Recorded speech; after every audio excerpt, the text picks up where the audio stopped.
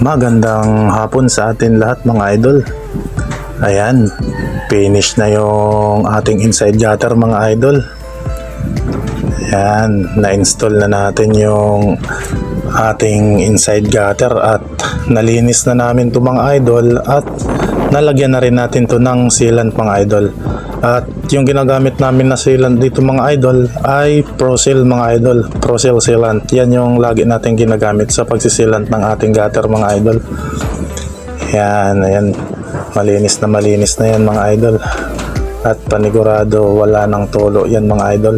At yung gutter na na-realign natin mga idol ay nalagyan na rin natin yun ng stiffener.